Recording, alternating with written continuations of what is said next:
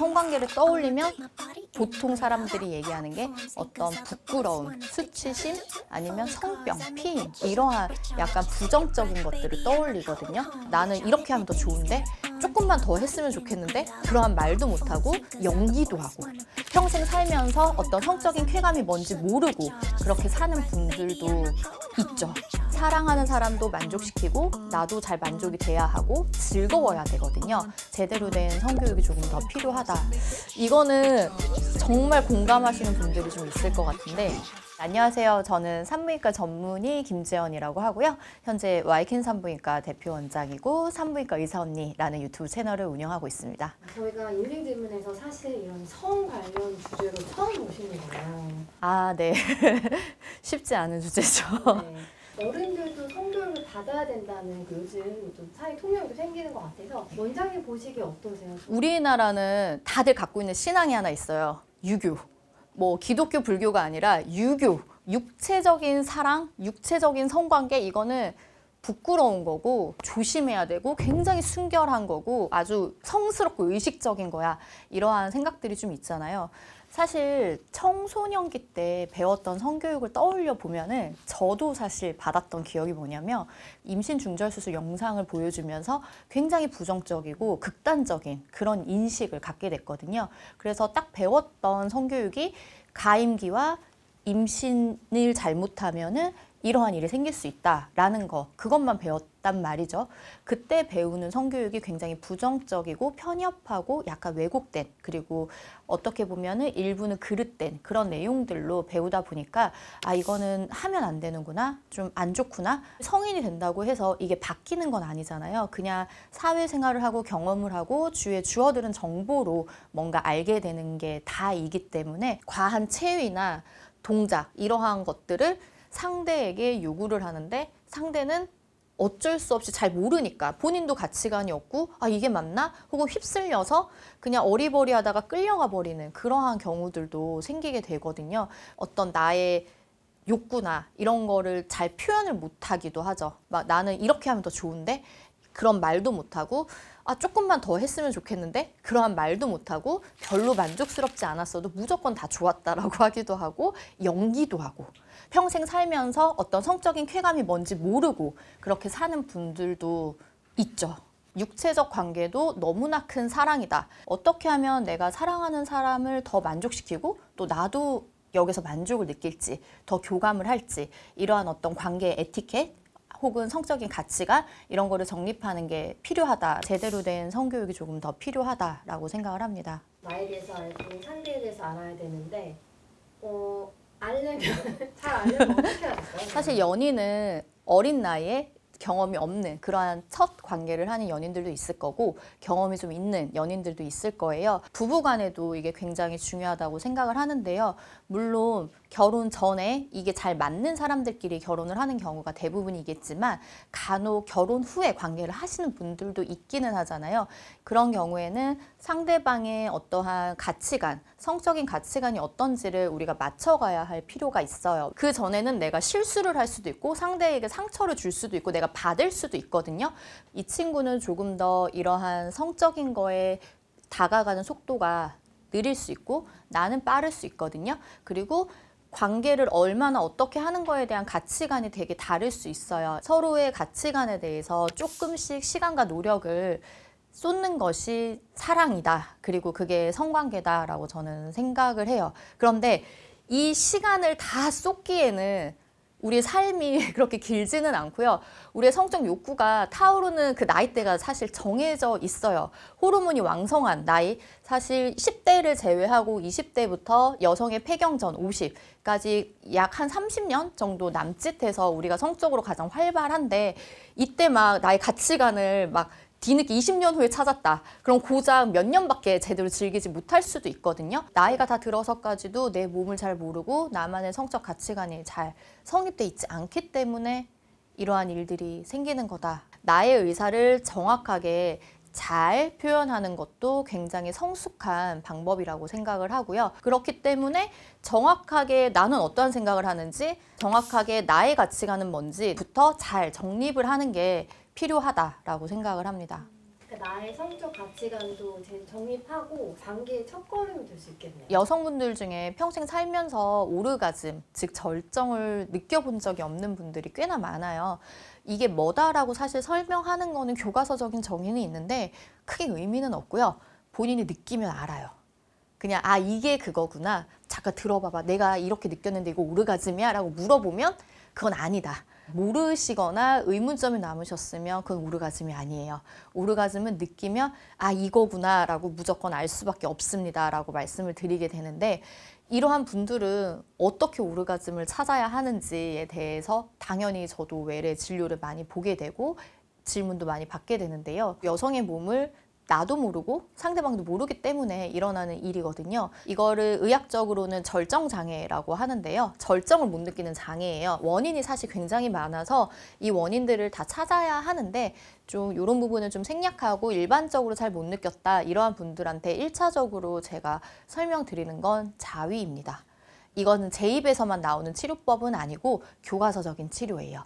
그 이유가 내 몸을 알아야 하기 때문이에요. 나도 모르는 내 몸을 상대방이 만족시켜 줄 수는 없거든요. 그렇기 때문에 자위를 하셔도 된다라고 말씀을 드리고요. 그렇게 한 후에 오르가즘을 느끼시는 분들이 꽤나 많은 걸로 되어 있고요. 이게 정말 재밌는 게 이 파트에 이 자위를 하라라고 말하는 파트의 가장 첫 번째가 get permission이에요. 이게 뭐냐면 의사의 입에서 자위를 하세요라는 허락을 해주라는 건데 내가 자위를 하는 거는 굉장히 수치스럽고 해선 안 될 일이라고 생각하는 경우가 대부분이거든요. 주변의 사람들이 사실 하라고 해도 뭐야 쟤 이상해 라고 생각하는 경우가 많은데 의사의 입을 통해서 그런 말을 들었을 때는 뭐야 이거 해도 되는 건가? 라는 생각을 환자가 하게 된다는 거죠. 성숙하고 건강한 관계를 위해서 지켜야 할 성관계 에티켓. 내가 성병이 있는 걸 알고 있는데 관계를 하면 안 되겠죠. 이건 절대 하면 안 됩니다. 이건 나쁜 짓인 것 같아요. 욕구에 넘쳐서 혹은 술김에 괜찮지 않을까? 콘돔 끼면 괜찮겠지? 이러한 생각으로 하는 경우도 있을 수 있을 것 같거든요. 그런데 훗날 큰 참사와 후회를 불러올 수 있습니다. 두 번째로 생각해 볼 만한 게 요즘은 학문 선교도 많이 하잖아요. 만약에 학문 선교를 했다면 이 학문 선교에 했던 성기를 다시 질내 삽입을 하시면 안 됩니다. 이거는 좀 많은 균들이 옮겨갈 수 있고 또 묻어있는 균이 요도 쪽에까지 들어가서 다양한 감염을 일으킬 수 있기 때문에 이거는 피하시는 게 좋고요. 세 번째는 너무나 이기적인 관계, 피임도 그렇고 관계를 하는 시기 그리고 막 억지로 말하는 경우 있잖아요. 하는 방법, 성적 취향 이런 거를 상대한테 무작정 강요하는 거. 이거는 두 사람이 즐기는 게 아니고 나만 즐기는 거기 때문에 약간 학대죠. 일종의 남자든 여자든. 그래서 이런 행동은 안 하는 게 좋지 않을까. 이거는 정말 공감하시는 분들이 좀 있을 것 같은데 상대를 좀 평가하는 말. 약간 여자 입장에서는 왜 이렇게 빨리 끝나? 벌써 끝났어? 약간 이런 식? 아니면은 너무 작아.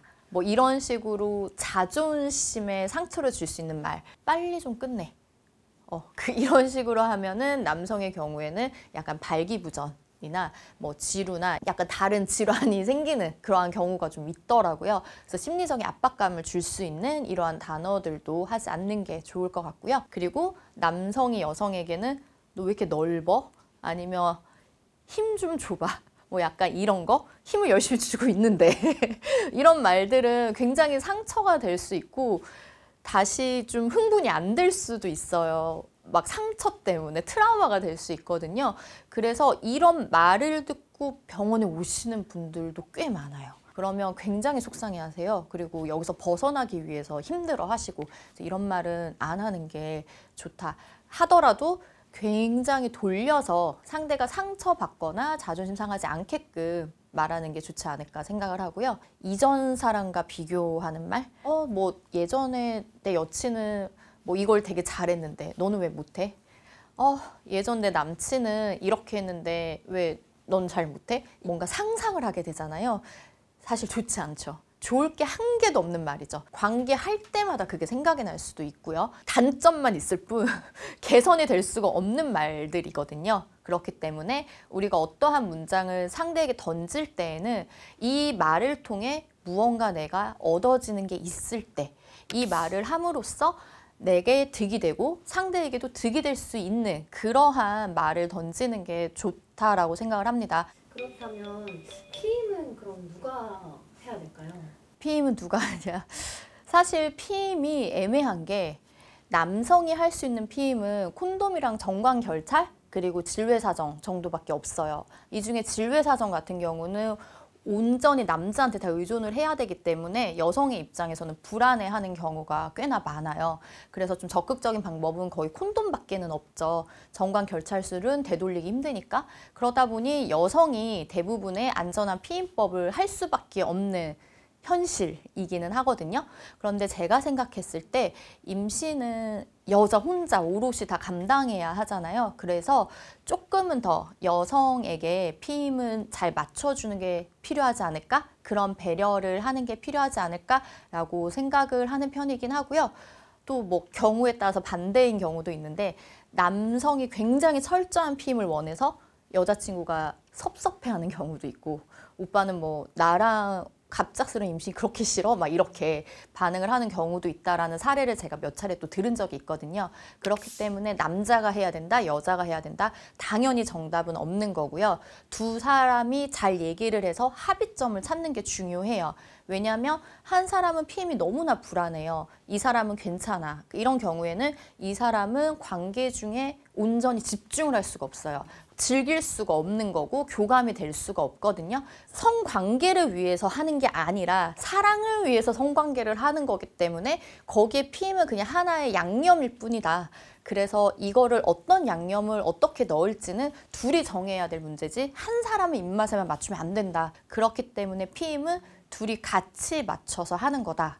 이게 정답인 것 같아요. 느낌이 대화 같아요. 저기 상대에게 맞춰주고 들어주고 이렇게. 그렇죠. 그게 결국 사랑인 거잖아요. 네. 그렇다고 생각을 하고. 그런데 좀 그냥 여기서 한 가지 팁을 드리자면 20대 초중반까지는 가입력이 굉장히 좋아요. 그래서 2가지 이상의 피임법을 사용하시는 게 좀 좋고 제가 한 번씩 말씀드리는 게 좀 3콤보라고 해서 한 3가지 피임법을 쓰는 것도 나쁘진 않을 수 있다. 워낙 가입력이 좋은 나이에는. 연령별로 좀 지켜야 할 성관계 에티켓이 있을까요? 연령별 20대 때는 사실 가장 성적으로 이렇게 파이어하는 불타는 나이잖아요. 약간 친구들끼리 얘기해도 뭐 기승전 남친, 기승전 여친이잖아요. 이때의 성관계는 약간 사랑 그리고 쾌감 이 2가지가 주된 목적일 거예요. 그러다 보니까 딱 조심해야 할 것은 첫 번째 원치 않는 임신 그리고 2번째가 성병일 거예요. 그래서 원치 않는 임신을 하지 않기 위해서 정확한 피임법에 대해서 우리가 알고 어떻게 하는 것이 가장 좋을지 남자, 여자 모두 잘 공부를 하는 것이 필요할 것이고요. 상대를 잘 맞춰주고 배려해야 될 거고 성병에 대해서도 잘 인지를 하고 공부를 해야 하지 않나라고 생각을 합니다. 앞서 말씀드린 20대는 한 30대 초반 정도까지 해당되는 얘기인 것 같고 한 30대 중반부터 40대 정도까지는 보통은 결혼을 많이 하고 임신을 준비하게 되는 시기이죠. 성관계에서 바뀌는 가장 큰 게 하나가 있죠. 여생을 한 사람하고만 해야 한다. 그러다 보니까 성관계가 식상할 수 있어요. 그래서 뭔가 서로 잘 맞춰가고 뭔가 새로움을 도전을 하고 그렇게 해야 되는데 그렇지 않는 부부들은 섹스리스로 가기도 쉽고 그리고 임신을 위해서만 성관계를 하는 경우도 있게 돼요. 그래서 더 이상 사랑과 쾌락이 아니라 숙제가 돼버리죠. 그래서 실제로 숙제라는 말을 쓰잖아요. 임신할 때 너 숙제했어. 병원에서도 숙제날 받아왔다. 뭐 이런 말을 하잖아요. 그러니까 저는 사실 이 표현도 참 안타깝다라고 생각을 해왔었거든요. 2 사람이 그 어떤 익숙함에서 오는 무료함 대신에 뭔가 그 익숙함에서 오는 편안함 그리고 익숙함에서 오는 그런 깊은 사랑들이 있잖아요. 여기에서 파생될 수 있는 변화들이 있거든요. 그러한 것을 서로 맞춰가면서 기존의 틀을 좀 깨고 새로운 방식의 성관계를 좀 추구해보는, 물론 막 이상한 걸 하라는 뜻은 아니고요. 막 평범하고 똑같이 하는 그런 것보다는 약간의 서로의 성적 판타지라던가 어떤 게 더 좋은지, 그리고 서로에 대한 매력을 찾아가는 그러한 관계를 가져가시는 게 좋지 않을까라고 생각을 합니다. 그리고 50대 이후가 넘어가면은 갱년기가 남녀 모두 오게 되죠. 이때는 굉장히 성적인 욕구도 떨어지고 성적인 쾌감도 떨어질 수밖에 없어요. 그리고 신체적 변화도 오게 되거든요. 그래서 여성의 경우에는 건조증이 심해지거나 관계 시 통증을 느끼는 경우도 좀 있을 수 있고, 남성의 경우에는 발기부전이 오는 경우도 있을 수가 있어요. 이게 오는 건 너무나 정상적인 거기 때문에 이상하다고 생각하거나 막 너무 속상해 하실 필요는 없거든요. 이 몸의 변화를 그대로 받아들이고 서로의 신체의 변화 그리고 어떤 마음의 변화에 따라서 그에 맞는 성관계를 해 가시는 게 좋고, 40대나 그때부터 두 분이 잘 맞춰온 부부들은 50, 60대가 넘어가도 이런 일정한 성관계를 하면서 애틋함을 키워나가시거든요. 그래서 더 미리부터 이런 거를 잘 맞춰 오시는 게 노후에도 더 좋다라고 저는 말씀을 드리고 싶고, 그렇지 않았던 분들도 서로 뭔가 다른 방법의 성적인 교류, 무조건 뭐 삽입을 해야 하고 사정을 해야 하고 이게 꼭 성관계는 아니잖아요. 다른 성적인 교류, 성적인 교감을 하는 것도 필요한 시기가 아닐까라고 생각을 합니다. 사랑하는 사람과 건강한 관계를 잘 유지하는 법. 사실 우리가 성관계를 하는 거는 사랑하는 사람하고 사랑하기 위해서 하는 거, 두 번째는 내가 즐거우려고 하는 거예요. 그런데 성관계를 떠올리면 보통 사람들이 얘기하는 게 어떤 부끄러움, 수치심, 아니면 성병, 피임, 이러한 약간 부정적인 것들을 떠올리거든요. 그런데 이게 아니죠. 성관계는 사랑과 어떤 교감, 그리고 즐거움, 쾌감이에요. 우리가 임신하지 않고 성병에 안 걸리려고 성관계를 하는 게 아니잖아요. 연인 관계만 할 수 있는 거잖아요. 이것만큼은 친구하고도 하지 않고 부모 자식이 하는 것도 아니고 오직 한 사람, 내가 좋아하는 사람하고 하는 거잖아요. 그렇기 때문에 이거에 대한 어떤 권리와 의무를 포기하지 않았으면 좋겠고, 여기에서 파생되는 어떤 사랑과 서로에 대한 믿음, 이런 게 굉장히 커요. 우리는 사랑, 교감, 만족 이러한 것들을 떠올리면서 성관계를 해야 한다라고 생각을 합니다. 사랑하는 사람도 만족시키고 나도 잘 만족이 돼야 하고 즐거워야 되거든요. 그렇게 되면은 자연스럽게 어떻게 하면 안전한 성관계를 할 수 있을까? 어떻게 하면 절정을 더 잘 느끼는 그러한 성관계를 할 수 있을까? 이렇게 연결이 되게 돼요. 두 분이 대화를 하는 것도 좋다고 생각하고, 그리고 나를 먼저 아는 것이 가장 중요하다고 생각을 합니다. 우리는 다들 성숙한 성인이고 성숙한 성인들이 하는 행동이기 때문에 부끄러워하지 말고 떳떳하게 내가 처한 상황, 그리고 어떤 관계, 서로의 가치관에 대해서 조금씩 시간과 노력을 쏟는 것이 사랑이다. 그에 따른 성관계를 하시면 될 것이다 라고 생각을 합니다. 이쁜 사랑 하셨으면 좋겠습니다.